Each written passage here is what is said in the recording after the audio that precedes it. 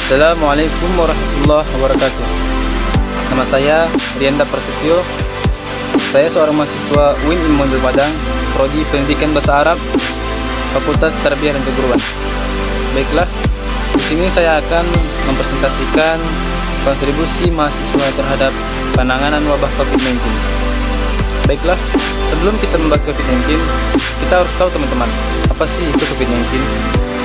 COVID-19 itu ialah penyakit yang menular yang disebabkan oleh virus SARS-CoV-2, yaitu salah satu jenis coronavirus. Virus ini pertama kali muncul di kota Wuhan, China pada akhir Desember tahun 2019. Virus ini juga menular ke sesama manusia dengan sangat cepat, sehingga menyebar ke beberapa negara, bahkan seluruh dunia teman-teman, termasuk Indonesia. Kemudian kita harus mengetahui apa saja gejala yang ditimbulkan oleh penyakit COVID-19. Masing-masing orang memiliki respon yang berbeda terhadap COVID-19. Sebagian besar orang yang terpapar virus ini akan mengalami gejala ringan hingga gejala sedang, bahkan hingga ke gejala serius.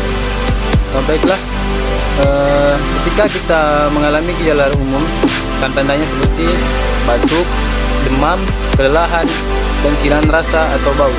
Kemudian ketika kita mengalami gejala sedikit yang tidak umum atau gejala yang sedang, maka kita akan merasakan sakit tenggorokan, sakit pada kepala, sakit dan nyeri, diare, mata merah, atau iritasi.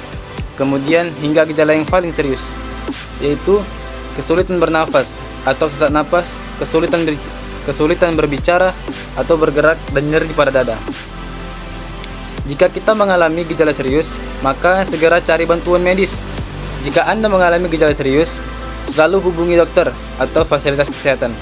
Orang dengan gejala ringan yang dinyatakan sehat harus melakukan perawatan mandiri di rumah.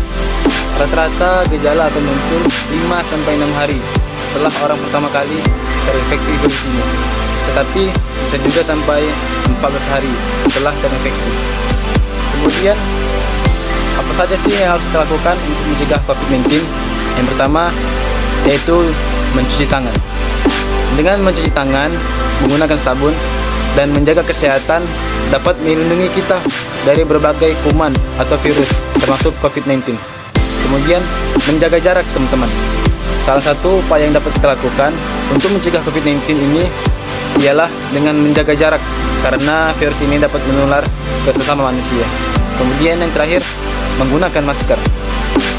Semua masyarakat diwajibkan memakai masker karena penyebaran COVID-19 melalui cairan pernapasan yang diproduksi ketika orang batuk, bersin, dan bicara. Kemudian pemerintah juga mengadakan, yaitu melakukan vaksinasi. Vaksinasi ini ialah salah satu pencegahan agar terlindung dari penyakit COVID-19. Tujuan vaksinasi ialah mengurangi penularan, meningkatkan kekebalan tubuh dan paparan COVID-19, serta mencegah mutasi baru dari COVID-19. Kemudian teman-teman, apa dampak yang ditimbulkan karena adanya COVID-19?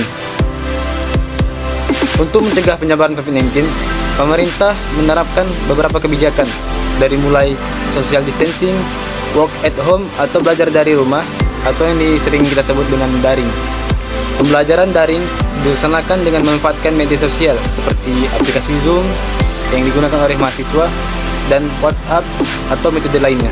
Tapi dengan adanya COVID-19, bisa jadi pelajaran di rumah kurang efektif teman-teman, karena secara online. Itulah dampak yang ditimbulkan oleh COVID-19 ini. Kemudian ini saja yang dapat saya sampaikan teman-teman. Apabila ada kurang, saya mohon maaf. Billahi taufiq wal hidayah.